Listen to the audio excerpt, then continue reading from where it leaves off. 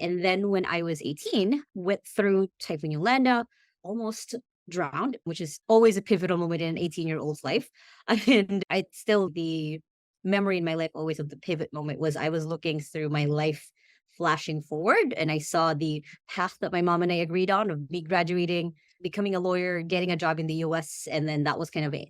And I hated it. So then I made a vow to myself, like, hey, if you survive this, let's make it different.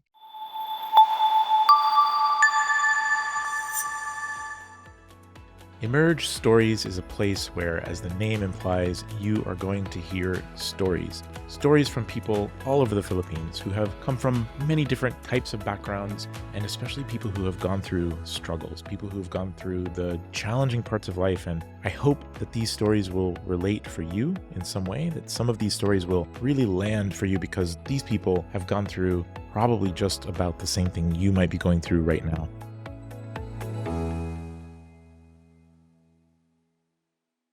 Today, I'm joined by Le-an Lacaba. She is the CEO and co-founder of a company called 2XU, based here in the Philippines, and she actually helps people in the Philippines to get really cool jobs as remote executive assistants working with amazing entrepreneurs all over the world.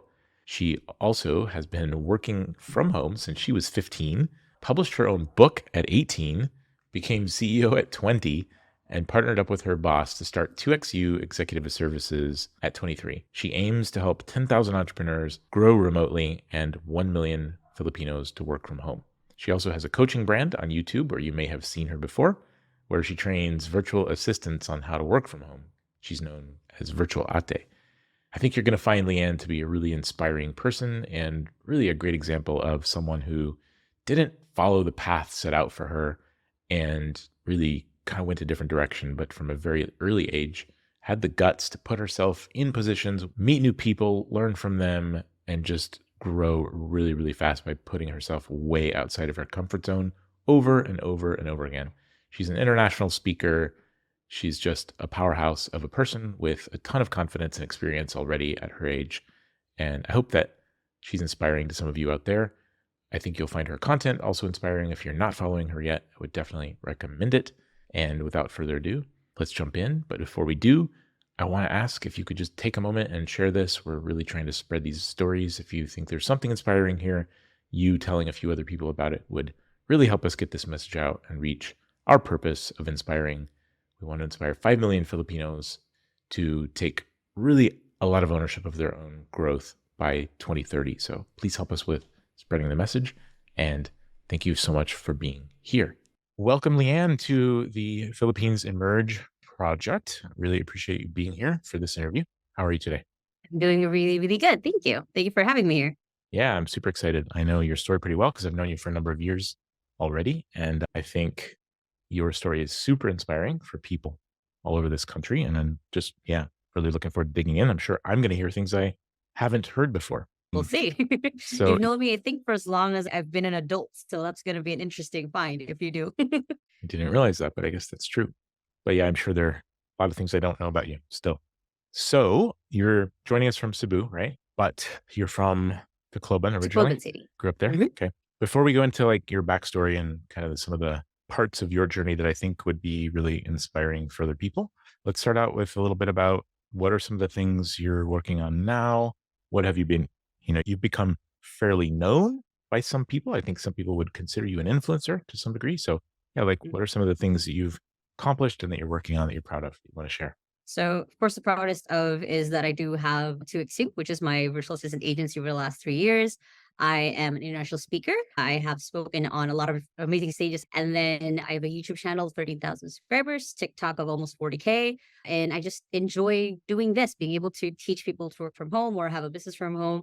And that's kind of been my life path. Amazing. What are some of the countries that you've spoken in or events in which countries? I did Singapore, I've done Malaysia, and the upcoming one is going to be Thailand in a few weeks.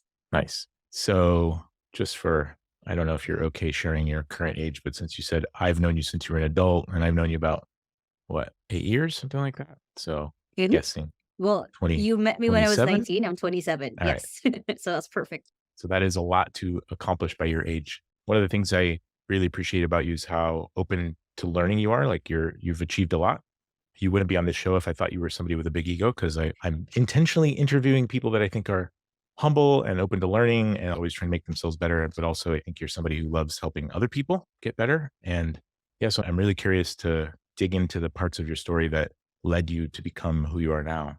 So let's jump back to Clubban. Walk us back to the early years of Le-an and what was your childhood like? So I'm the eldest of four, which automatically means I was the second mom.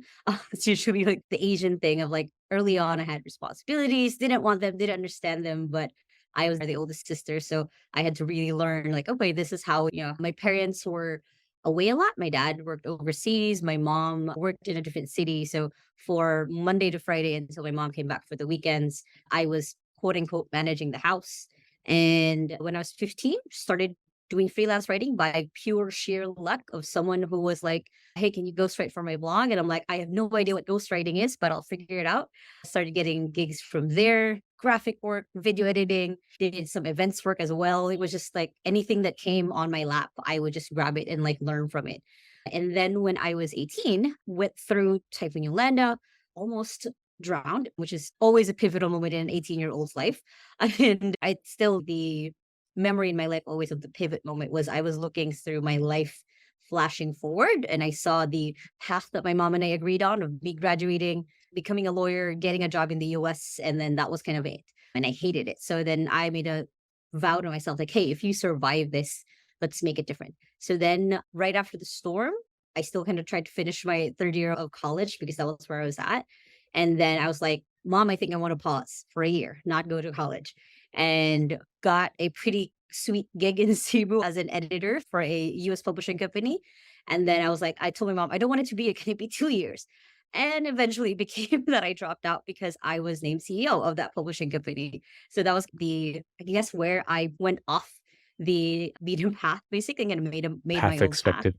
So you had this path that you and your mom had chosen and that you told her, I want to pause.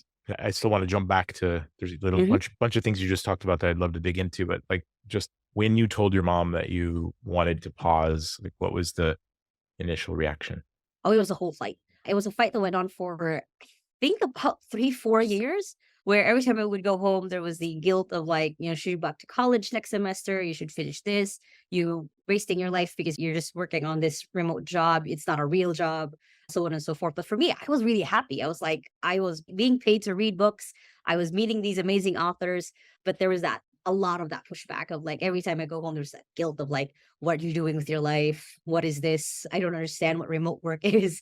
So yeah.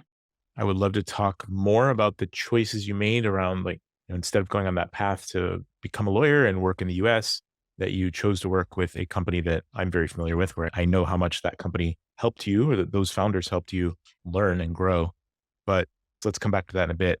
I want to go back to something you said about being the eldest of four and being expected to handle a lot. Cause I am the eldest of eight. And I remember when I was the eldest of four, when we were at that point when I only had 3 siblings, and I remember very much feeling similar that I had so much responsibility on me that I was kind of, responsible for my siblings and, like, a lot of things at, I Mhm. don't know what, 8 or 9 years old or something, and my parents were running a business, they were super busy, so I think I could kinda relate, but what are some of the feelings that you remember having about that situation? Can you remember how you felt about, you know, being expected to handle a lot of things at that age? I remember a lot of resentment. I remember that. I have this very clear memory of me doing chores downstairs and I could hear my siblings laughing upstairs watching TV. That was kind of the a little bit of the steam. But at the same time, I just love being around my siblings. Like we have a really, really amazing relationship until now. And like it was fun seeing them grow up because it was fun. I switched between being a kid with them and then still having to be Mm. at the next Yeah. moment because I pushed them too hard or something like that. So it was a back and forth between that. But there was a little bit of resentment, but also at the same time in my head, I was like, it's kind of part of the job. Like, and it was something my mom kept reiterating as well with me, like, you're the ate, you're the eldest, you take care, you're responsible for your siblings. When I'm not here, you're me. I remember those very clearly from my mom. Do you think that being in that position led to any learning, or were there any advantages or silver linings that you think came out of it? Because I'm just a really responsible person. That was the biggest takeaway. And also just became just a natural leader. Anytime that there's chaos, I will like, okay, let's do this, break it down. Okay, you do this, you do that. I kind of, any group that I was on, I shifted to that. I'm always called a mom friend just because of that. And I see that as such a positive trait because I like order. I like getting things done and keeping things in place. So that's kind of the trait that I did carry with me.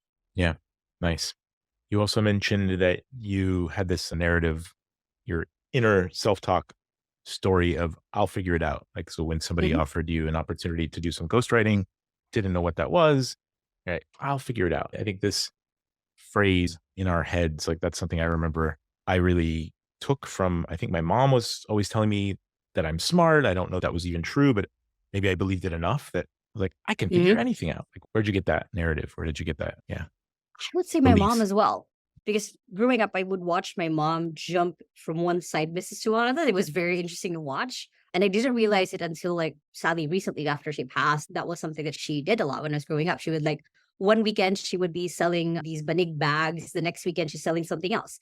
And she had no idea. Someone just said, hey, I'll say it's Romana. Hey, Romana, go ahead. I have this surplus. Do you want to sell this to your friends? She's like, yeah, I have no idea, but I'll figure it out. So I think I saw that growing up of like my mom doing that on top of being a mom and having a full-time job.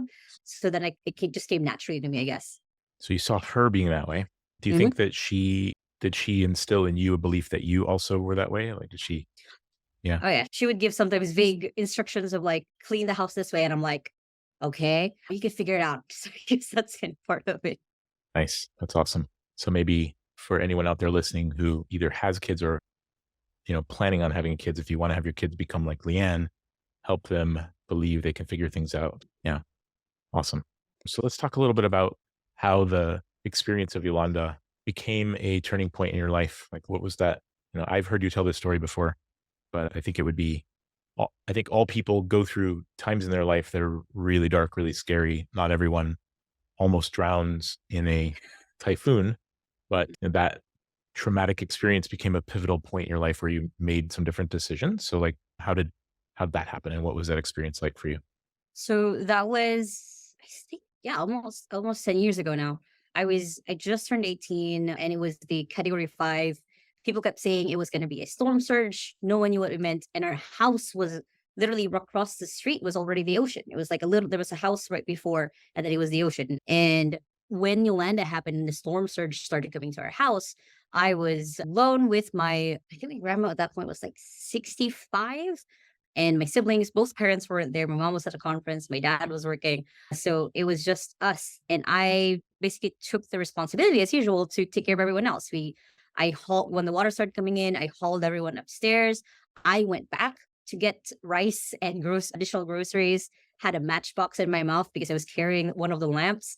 And as the water started rising up and up past my shoulders, as I mentioned, I had this flash of life, but not instead of backward, it was forward of that life of that I figured out, oh, I actually don't want that. I can achieve it, but I don't think that's the path that I wanted to do. And when that happened and made that promise to myself, until this day, I have no idea. I've tried to do it, replayed it over in my head. I somehow hauled myself up to the railing of our stairs and got my brother to grab everything else that was on my hands, went upstairs. We were stuck basically in our house for about 5 hours with the water just crashing through. When we could hear things breaking, we could hear suddenly people shouting for help, and we couldn't really do anything. And then the aftermath of Yolanda was just as bleak and as dark of seeing dead bodies everywhere or smelling dead bodies if we couldn't see them. God. And then we were there for a week. And then my aunt from Singapore, and I remember bawling when I started seeing trees that had greens on them because I haven't seen greens since Yolanda. And it was just this moment of like, okay, whenever I can, I'm going to move here to Cebu. That was actually one of the decisions I made, which brought me here. And then I just started taking leaps and leaps and leaps anytime that I could get an opportunity, because I was just basically away and away from the life that was going to be the path that I would have taken. I see. So, in that experience and then the decisions that you made afterward have led to, I'm assuming, are you pretty happy with the path that you've taken from there versus the one that you were supposed to have taken, supposedly? Oh yeah, there's I don't want to much assume. more. Yeah, I don't but want to assume. definitely 100%. Yeah. I would, from the outside looking at it, I would imagine that you would be really, really happy with the choices you've made and the direction you've gone. So you're in this period of time in your life that's super difficult, and then you end up making some really good choices. So you make a decision to go to Cebu. You take risks. You have the courage to say, kind of like, "Mom, no, it's not what I'm going to do right now." And this leads down another path that's completely like it's a fork, and it turns into lots of amazing stuff that we'll talk about in a minute. But you know, do you remember any other options or any other, you know, could it have gone another way? Were you thinking or feeling things that would have potentially pulled you into a worse path than what you took? After 6 months after Yolanda, I had really bad PTSD. I was starting to get depression, anxiety, a little bit more rampant. Like I would have just attacks at school. And it was that I was getting to just a really dark place and almost not metaphorically, basically didn't have electricity for 5 months. That was also No. one of the things we went through. And there were times where I kind of like, okay, what's the point? If I'm still following the path that was supposed to be for me, what would be the point? And there was a time when even when I moved here to Cebu, I was still going through that. It was even more difficult because I literally separated myself from my family and my friends and everyone else. And it was like in solitude here in Cebu for a solid 3 months where I was living in one of the maid's room of a boarding house that was the only thing I could afford because I was just an intern at the company that I was working at. So that was one of the things where we did want to give up of like, okay, either I succeed at this or I go back home and I have to finish the path that was set. And then a few months later, I got the opportunity to like, hey, what if you were with us full time? What if we did this? What if we did that? What if you lived with us? And I'm like, that sounds pretty better than this this life that I'm living now. So that was the turning point. But there was that at the very beginning of that 18 and 6 months, basically, where I did want to turn back, or there was also a point of just like, okay, I'll just go through the employee journey. I would apply for a call center job, do that, do the next thing, do the next thing, even though I knew that I was really much a natural creative. I just wanted to create things. Yeah. So now you have this business where you are coaching people to become virtual assistants, like you're showing people how to some other options other than the traditional employment path. And I know you've seen at least as much as me, so often people kind of bail, like they get excited about an unconventional path that appears more maybe better for them, but then the results don't happen right away. Things get kind of scary. Maybe you get down or you have a lot of doubt, and you've seen people bail a lot, right? Kind of just go back to the safe and the secure, or go back to what your family wants you to do. Do you have any thoughts for people in those moments, in those times, in those 3 to 6 month periods where, you're just really doubting your choices? And if you had done that, if you'd gone back to the regular employment path, or maybe even back to the path you and your mom had laid out, like you wouldn't be here now. So what advice might you give people in that period of time that would keep them, you know, any ideas? What would you share? What did you do? How did you keep? The harsh truth, and I've said this to someone else because basically a college kid was saying like, "What if I dropped out like you?" I'm like, the harsh truth is not this is not for everyone. That's kind of the harsh truth of it, is that you need to have your own grit. You need to have your own determination to see it through, because if you don't, like, you will be swayed to the other paths, the usual paths. Because like for me, I and it's still the thought in my head sometimes of like anytime that I'm in a really bad situation, I'm like, this is not worse than Yolanda. This is not worse than almost dying in your own home with your Mhm. siblings worried Yep. about you Yep. upstairs. That's kind of a weird driver for me every single time I'm in a really bad situation. So for some people, they don't have that. They don't have the thing that'll push them further than where they are at now. Because like I said, it's the harsh truth, it's not for everyone. But if you're determined enough, it does work out. Like it does. I've seen so many people who have also gone through the dark phases, who've also gone through like, hey, I should just do the normal thing. I should just do the Yeah. thing that everyone wants me to do. Yeah. But anytime that someone pushes through that barrier, it is a beautiful thing. It is a wonderful thing. And then you have the next set of challenges you have to go through, but at least you got through the barrier. I agree with that. Do you think that, the fact that you met Tom and Garrick, you started to become surrounded by people that were thinking, in a different way? Do you think that made it easier? Definitely, because it was validation that there was other types of life to live. That was kind Yeah. of I think that was the biggest one. And then they were the ones who introduced me to, books like E-Myth or different self-development books. And that opened my mind up a little bit even more, of course, already as a natural reader. So that was basically like, hey, other than the lawyer path, there's this one path. There's this one guy who never finished high school, but is now actually having his best life. So I'm like, okay, there you can create your own path. Yeah, I think that for me, those a couple. I love what you said about this is not worse than, and for me, I never had quite the life event that would parallel with Yolanda, but I've used a very similar narrative many times when things seem overwhelmingly bad, or I'm just in this really dark place. Like, I'm not going to die. Like, this is not Mhm. the end of life. Like, I'm gonna figure it out. Some people have it worse than this. And then I think also one of the huge things that's really helped me is surrounding myself with people that are supportive of a vision that I have or a direction, a choice. So if you see a path you want to go down and you don't have anybody surrounding you that thinks that way, it's going to be maybe Yeah, it is. virtually It would impossible, be. right? And that's why I love the era that we live in, is that we have this ability to surround ourselves even virtually with people. So whether you join a Mhm. community online or you just listen to podcasts, then that's kind of a way in my mind of being able to Mhm. surround ourselves with people that like, oh my God, I'm not alone. There's other people that think like this and other people that have done this. And that's actually the Exactly. purpose of this.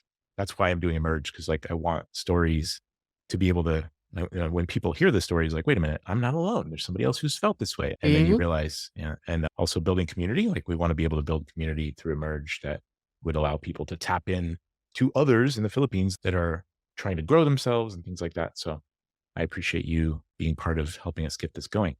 Yeah. So let's transition into what are some of the major things you think you've learned by making that left turn onto a different journey? That Moving, swerve. yeah, moving to Cebu, surrounding yourself with entrepreneurs from the US who think very differently. They're not even standard entrepreneurs, like they're super focused on growth and helping people. Like, what are some of the things that you think have been the most meaningful for you in that journey? There's been a ton. It's going to be interesting to kind of try to encapsulate 9 years of being here. One is you can learn anything. That's kind of a thing. I did that in 2018 where I challenged myself to learn one new skill a month and I did it. Nice. That's one, is that you can learn anything. Two is your support really matters because that's kind of like when I moved to Cebu, I literally restarted my life. I didn't have a support group here. I didn't have anyone. Most anyone, if I needed a shoulder to cry on, I needed to fly back to Tacloban or take a 5 hour boat getting home. So that was kind of the main lesson of like you need to be surrounded by the right people. A good third one is things always turn out to your favor if you're willing to look up to get to the other side. Like it can seem really crappy at the moment, but at the end, like, oh, that's what I was supposed to learn. Okay, I got it. So I think those would be my main theories. Like you can learn anything, support yourself with the right people, and then it does turn out to your favor as long as you're willing to see through it. Nice. All right, let's go into those then one at a time. I think those are amazing. So, probably my favorite of all time would be You Can Learn Anything. And Garrick, who we both have known for a very long time, he was the one that introduced me to growth mindset or the book Mindset by Carol Dweck. I'm sure he introduced it to you. How did you come to believe that people can learn anything? And what did you believe before? Like, what are some memories of where you realized you had a different belief that maybe people can't learn something and then you realize, no, you can. Like, what's that been for you? I can pinpoint it to so when I was also right like 3 months after Yolanda, I self-published my own book.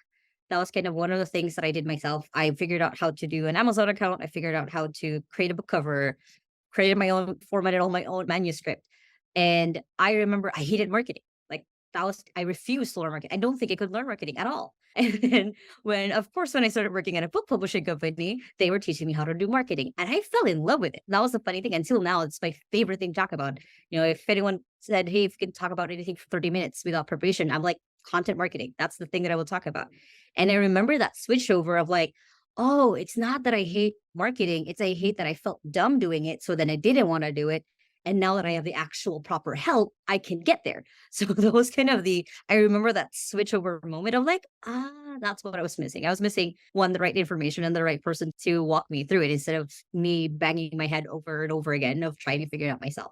So that was the thing was like with the right material or the right person to guide you through it. It doesn't have to be a real person, a live Mhm. person. I mean, it could Yeah. be a YouTube video. You can get guided to where you want to be. I remember so many different beliefs or let's say skills or abilities or whatever, talents, where I previously didn't think they were very much learnable. For example, I think I'm not alone in the fact that I used to believe that you were either born with a singing voice or you were not, right? A lot of Mhm. people are like, yeah, I love singing, but singing doesn't love me.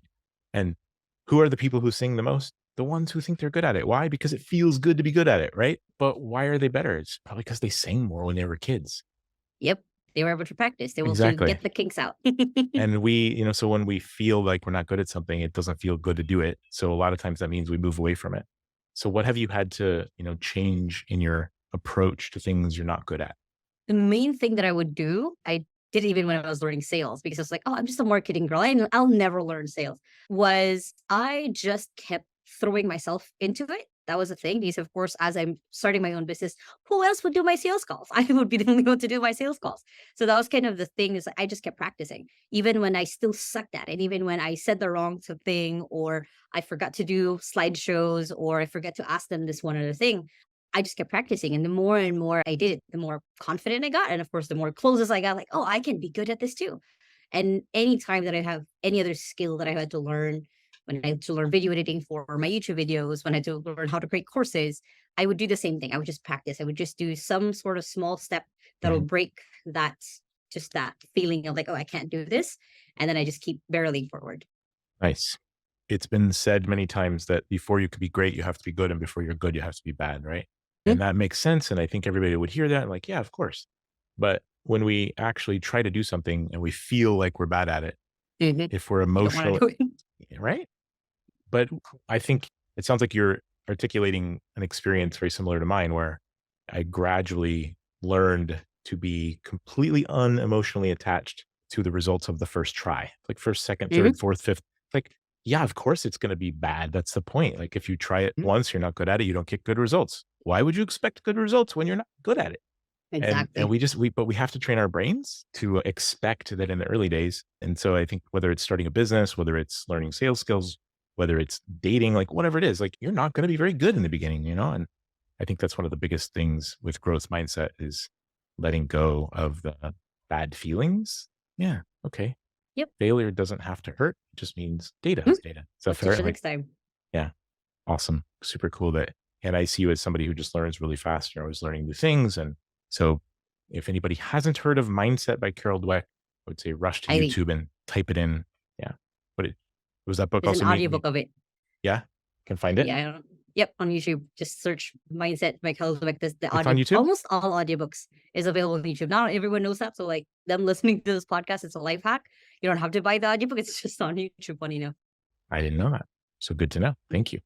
Anything else you could share that you've learned when it comes to taking personal ownership of your own learning, growth hacks? Like, what are some things you coach other people on? Because I know you coach a lot of people on how to take ownership of their own learning and growth. And what are some other things you've learned? One is choosing a mentor. That was very instrumental for me. Like I always sing Tom's praises. I always sing Garrett's praises. I also quote you from time to time as well of like, yeah, Eli does this, Eli does that. Because it's important to have people that you can look up to, or even if it's just virtual. Like in my early 20s, I followed Gary Vaynerchuk. Like anything he put out, I would just read, I would watch. Gary V. And yep. And as I keep going on to my growth, I had some sort of mentor that I was kind of following because it showed me a path. It showed me like, hey, this person did it. I could figure out how to do it as well. So that was one of the things because then they would recommend, hey, read this book or watch this video, watch this TED talk, do this and do that. And that's kind of also helped me in coaching as well, because then I would always have this stack ready of books or courses or people to follow as well for other ones who's like, hey, I want to learn how to do this. How do I do it? Okay, these are videos and books. This is the person to follow. Look at what they did.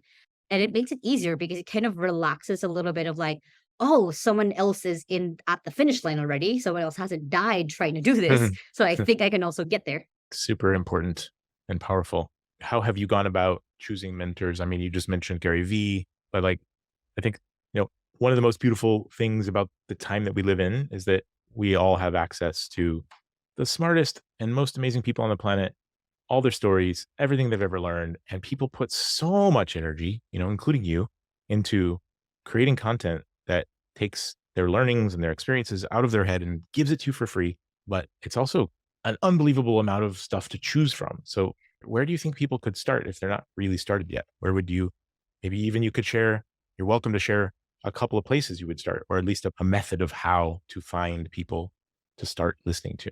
So there's a filter that I developed because I like, of course, very young, I would try to absorb everything and anything, which burnt me out so bad. But there was a method that I heard from, I'm trying to remember the audio that I was listening to, But one of the things that it was Kevin Trudeau, actually. I Hmm. forget which audio it was now, where he was talking about when it comes to picking a mentor, picking someone to follow, they have to have two things. And usually people just fail at just looking at the one thing and forget the second part. First thing is they need to have what you want. If you want to be a millionaire, you follow millionaires. If you want to become a entrepreneur, you follow entrepreneurs. But the second thing, and like I said, and he said, this is where people usually fail at, is they need to have been where you are or where you were. And the reason for that is, people always say, "Oh, I want to be rich." Like, I follow Donald Trump. But did you have the backing that he had? Did you have his background? Did you Yeah. have the privileges that he got? Because that's always something people usually skip, is that you need to have people or follow people who have kind of at the very least started where you were at. So I talk about Gary Vaynerchuk because he started with the struggle of like not wanting to do video and not wanting to do content and then falling in love with it. So then he's someone like, hey, he has what I want. He was where I was at, and he actually documented that beginning part. So then as I was learning how to do content, I followed him. And it's the same Beautiful. thing of like looking at people who have what you want, but then still look at their backstory to see if they could have some sort of kind of just sameness, I guess, of where you're at. Like So another you can person I relate. follow is, yeah, exactly. Brene Brown is Yeah. someone that I like when it comes to leadership because she's also an introvert like me. I have no idea how to talk with people. I have this empathy magnet where I tend to absorb people's energies. She also describes herself as that way. It's like, okay, so this is how you do that. This is how you communicate this without getting too overwhelmed. So anytime that I pick a skill that I'm trying to do, I look at a mentor who, at the best, who's documented because everyone documents their journey these days and see where they came from. So then you can start matching where they are now. Those are really good tips that I think anybody listening, like, that is it. That is really great. Thank you. People having what you want. And if I could just add my own color to that, just for, you know, anyone listening, I would say, be really careful about choosing, asking yourself, why are you choosing them around what you want? Well, do you know what you want? Because it's easy to go into life thinking, well, I want money, I want freedom. But how many people that have just money and freedom are actually happy? So I decided True. I want to look for people that are not only successful, not only have influence, maybe they also happen to have money. Okay, cool. But are they happy? Are they Do they thriving? enjoy? Do Yeah, they look like, is their energy glowing? Are they really thriving on this planet? Because do you really want to follow people that just have bling or cars or whatever it is, but they're not actually truly happy? So that's one it's I true. would throw in there. And then, the thing you said second, have been where you are. That's exactly why I wanted to create this channel, is because I've heard so many times in being here 9 years, amazing people that I really believed in, that I saw so much potential, that I see so much potential in. And then I hear this story in the back of their heads when they think about listening to someone like Gary Vee or somebody from another country. They're thinking, yeah, but it's different for me because I'm here. I'm from here. And I True. don't have those experiences. I don't have those opportunities. I'm like, you could still learn from that person, but you're right. They can't relate because it's like, yeah, but he didn't come from where I come from. So Mm, it's so valuable for people like you. If somebody came from Tacloban, oh my God, look where Le-an is. She true. actually came from where I am. So yeah, I think that's critical. Thank you for sharing those. Would you say that you're somebody who you said earlier something about taking leaps? Is that like taking risks, like taking scary jumps, something like that? Yep. Yep. Yeah, go ahead. Talk about that. Well, I always have the funny story of like when it comes to taking leaps, I'm the best because the two times that I went bungee jumping, I had my eyes closed. Both times I closed my eyes right before as I was falling. But that's basically how I do most things. Of course, I would choose what to jump. If it's going to be a pit of fire with no ending, I wouldn't jump into it. But if it's something where I can't see the middle part, but I can see the ending, I usually jump into it because like I then know that I can, it's that trust and belief of like I can figure it out. If I can't, then I find a support system, which kind of still keeps going back to my three things. And at the very end of just believing that this will work out for me. It was funny because like when I was starting to do the virtual assistant YouTube, one of the challenges I gave myself, like, hey, go ahead and write yourself a resume. This is how I would write the resume. My resume was at that time was like 2 or 3 pages long already, just because I kept leaping into different things just because I was curious about it, wanted to see how it work out. And again, it's just that I could see the end of it. I just couldn't see the middle part. That I had to get into the middle part so I can get to the end. So it could be in the last 10 years I've counted, I think I've started 6, 7 businesses on the side on top of having a full-time job. And only two of them succeeded really. The rest it's only shortest one was 1 week. The other one I actually did for a year. So it's taking those leaps that I've learned so much about the world, about myself, and what I can do and what I can't do yet, and then pushing myself to the things that I can't do yet as well. Nice. I have developed a hypothesis that there is no way to learn and grow without getting uncomfortable, and that Mm. if that's true, we need to actually look for the things that kind of scare us and go toward them instead of accidentally protecting ourselves, or by default moving away from the things that scare us.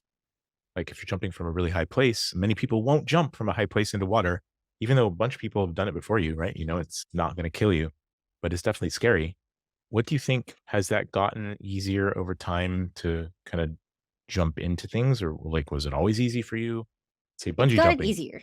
Yeah. Bungee jumping, I mean, have you always been the person that just runs off without even pausing, or sometimes you have to really talk yourself into the scary thing? I've learned to pause. I think that's the thing that I've gotten to. I really have to really talk myself into things because I get super duper excited.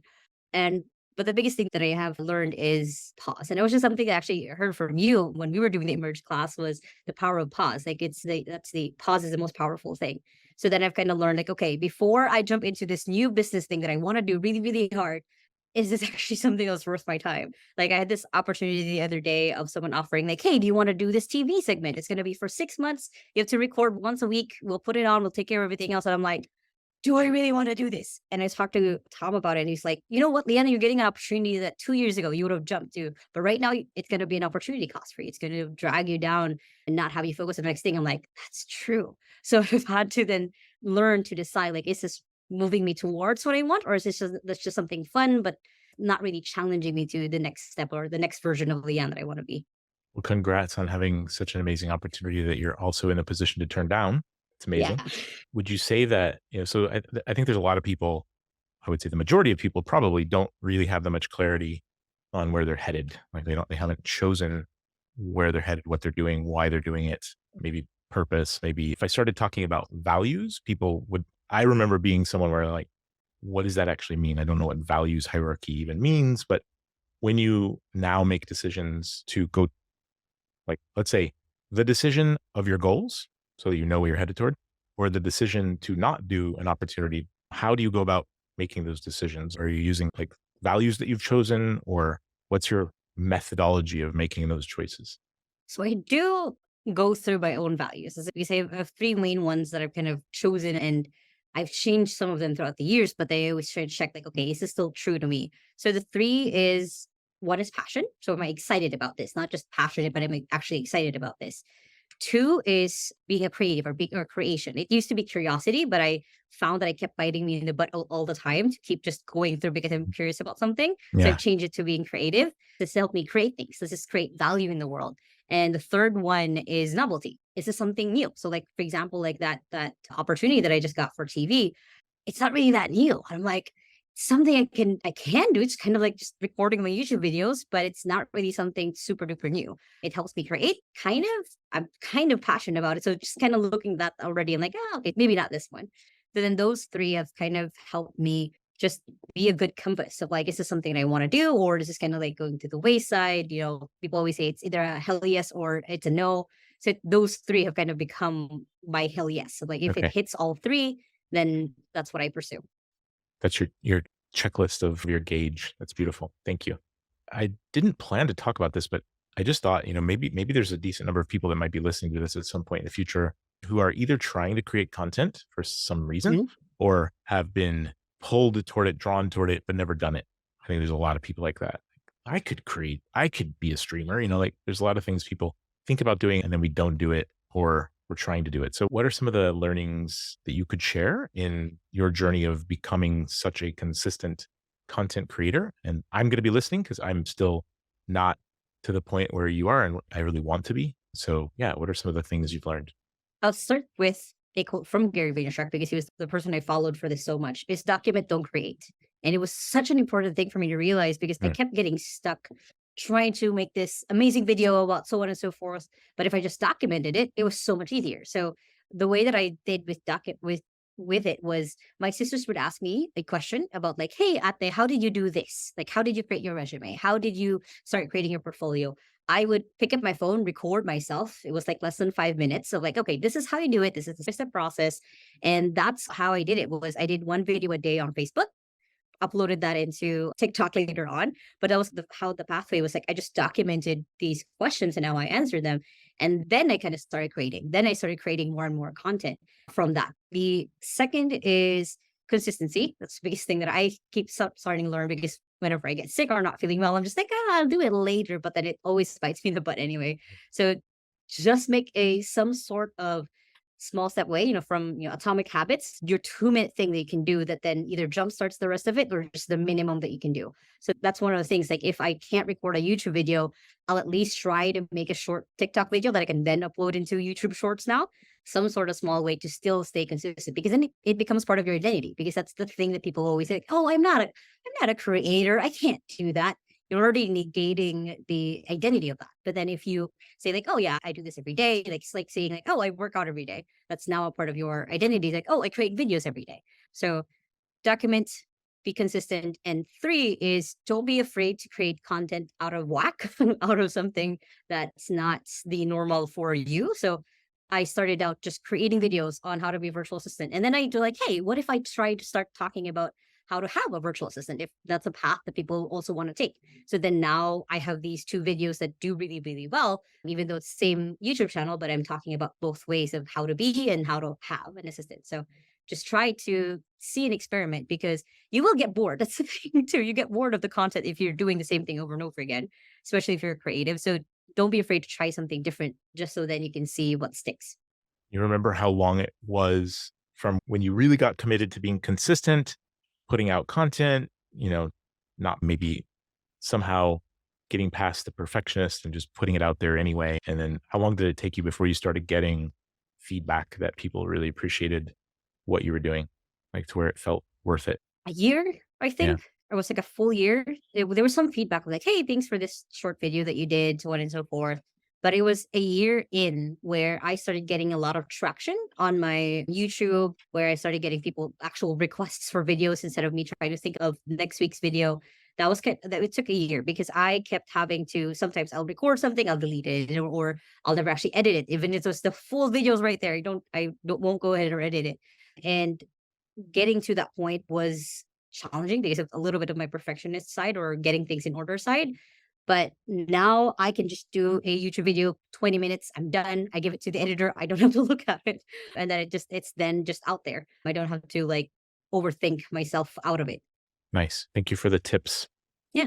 Amazing stuff. So I want to go back to something you were talking about earlier where you said something about trusting that things will work out for the best. And I don't know if it's the same as the way I feel, but I've written many times up on my whiteboard or on a mirror or window in my house, like trust yourself, trust the universe. And like, just seems like when I'm not trying to force things and I let things flow and I'm in a grateful state, stuff just happens all the time that I can't even understand.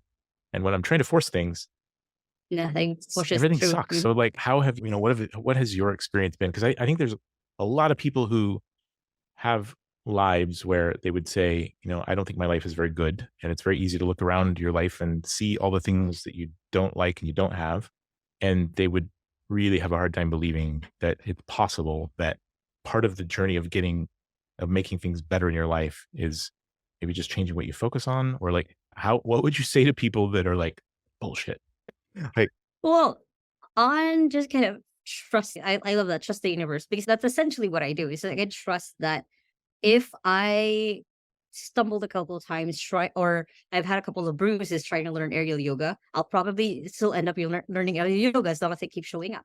I think that the other thing is just keep showing up for it, because like it is a process. It is a process that so many other people have gone through. It is a process where honestly, like, and this is kind of harsh to say to other people who think they're very unique, like nothing is unique about your life. There's uniqueness in your experiences because it's a combination of other things. But the pathway that you're going through, someone has already gone yeah, through the other side of it. yeah, Some of them failed, but it's probably because, X, Y, and Z, we don't know the story behind the story. But when it comes to trying to see past also the toxic positivity base, so there's always that of like just like, oh, I'm amazing at this without actually putting in the work. That's where I'll say, hey, that's a little bit of BS.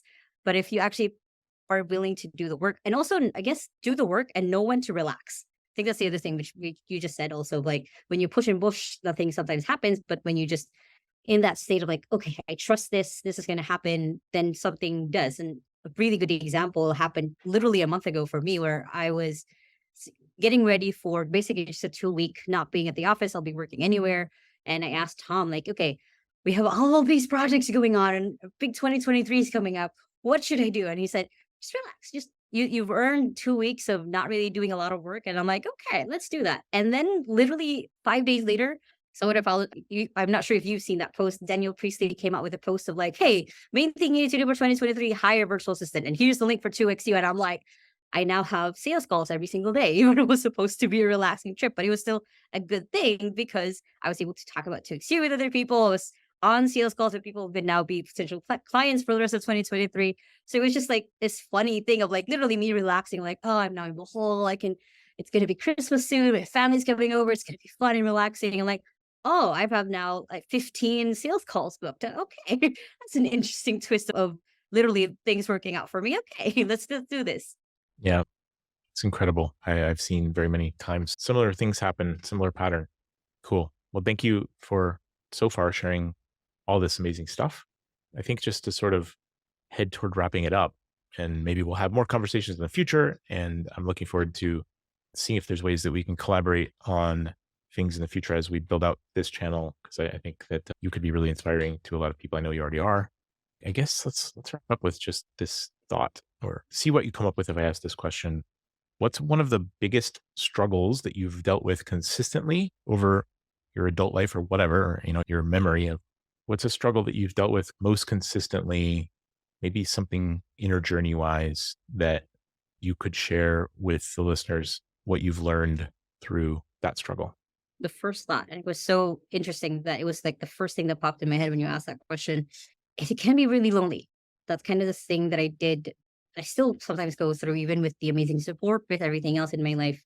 It can feel really lonely getting through a path that can be, yes, other people have done it, but probably not doing it the way that I'm going through it.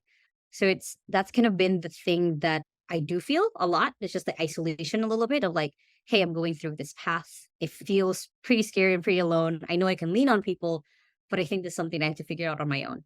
So it's that feeling of having to really get to know myself, get to know what I can do, how long I can be isolated before I do want to reach out for help. Because when you are chasing a dream, you're chasing a goal, you're chasing something that you know you want to make happen in your life, not everyone will understand. Not everyone will accept that it's the path that you want. They'll try to divert you like, hey, this is what I did. Oh, this is what Yeah. your, so and so cousin did. But it can be isolating, but then at the very end, you get to celebrate that with other people that you love who did support you in some way, who did see like, hey, I didn't know what you were doing there, but I knew you could do it. Those kind of things. But that is the thing that I do still struggle with. It's just it does feel lonely, but I also know that because I've surrounded myself with good people, that it doesn't really have to be. Nice. And pretty quick nutshell, what's one of the ways that you have let go of the fear of other people's opinions and been able to, have the courage to do things even if you think other people don't approve? I love that because mostly because you've seen how much of a people pleaser I was, hardcore, and I remember that. And I remember we had a conversation about it. The biggest thing is I got comfortable being myself, being alone. That was the biggest thing, I guess, because like when I got out of that 10-year relationship that I was on before, I had to go on self dates. I had to force myself, like, hey, it's okay for me to, you know, be alone. It's okay for me to, I was already comfortable doing solo flights. I was already doing this and that, but I never had to do it alone where I couldn't share a lot of my photos to other people or talk about them about my day. I had to get comfortable in that. And it was that of like, oh, I can do this. I pretty fine. I didn't I've have to got bruise this. myself walking alone in the streets of Taiwan, or didn't have to like hurt myself going out on a fancy date in a very expensive restaurant, wearing a really pretty dress. But then when the waiter says like, oh, are you being joined with someone? I'm like, it's just me. It's just me right now. So it's pretty funny at that point, but Is it was a weird experience, but first, but yeah. isn't that it's so shockingly powerful how like solo travel or just things like you're describing, people don't realize how different it feels until you really do it. It's kind of Mhm. like, have you ever had a one-on-one coffee date with your sister or your aunt or your mom or your dad? Like most people say no. It feels weird when you first do it. So powerful. Anyway, that's just totally random aside, but like Yeah. solo travel grows us more than anything. That's really cool. Thank you for that tip. All right. Well, I think we're pretty much out of time for today. Thank you for, I wanted to note as you were talking, I've actually seen so much growth in you as like your confidence and just in the past year. It's been really amazing. I've known you for a long time, but this past year seems like an extra big step of growth. And yeah, I just think it's really cool how many people that you're already influencing. And so thank you for all that work you've been doing on yourself. Thank you. Last question. Could you recommend a resource for learning, whether it's a book, YouTube, podcast, if there's only one that you could recommend to, I don't know, people your age or younger in the Philippines, what would you share? First book that popped in my head, which is weird that it was this, but it's a Mm. really good starter book for people who have no idea where to start when it comes to books. Is It's a book called "You Are a Badass" by Jen Sincero, and I have a copy right behind me. It was so good for me when I was single for the first time, and since I was literally a teenager, when I read that book of learning, because it taught me that it's okay to be uncomfortable being alone. It's okay to love yourself and not have to always been to other people. It taught me, even though these were things like I've learned, but it was like different Leanne. But reading that book right at that moment where I was ready to like, okay, this is now in my life. It was such a good book to start with. And then she has other books in that, but that was the first one that I read of like, it's okay to be doing this. And she also recommends other books in that book. And those are books that I will also recommend. But "You Are a Badass" by Jen Sincero, that was a book that made a lot of difference. If someone Awesome. needs a different one, it's Atomic Habits. Atomic Habits is my best read from 2021. So I'll always recommend that one too. Learning how to build habits. Awesome. So if you want to be more like Leanne, read what she's read, and then you can find the recommendations in the books. It's an amazing spider web of learning when we do that. It's like, who did they learn from? Who did they learn from? Thanks so much for taking the time, Leanne, today in your busy day to share your story. And yeah, looking forward to next time we get to talk. Thanks, Eli. Oh, almost forgot. If people want to connect with you, if they're not already following you, what's the best way to find you? I'm everywhere because the same post that I post in one place, I post everywhere else. So I'm on Facebook, Instagram, TikTok, and YouTube just by my name, just Eli Lacaba. I've kind of branded myself really well in there. I'm most active probably just on Instagram. That's kind of the place that I always post at. All right. Well, we'll have those links everywhere as well. All right. Thank you so much. Thanks, Eli. Thank you so much for listening to this interview on Emerge Stories. We really hope that something here sparked your curiosity or maybe helped you think about something in your life just from a little bit of a different angle or perspective, maybe opened up your mind to something you might be able to do in your life to take more ownership of your own learning and growth. That's the goal of this show. So please join our community, like and share, and tell other people about these stories if they're meaningful for you. And thanks so much for being here.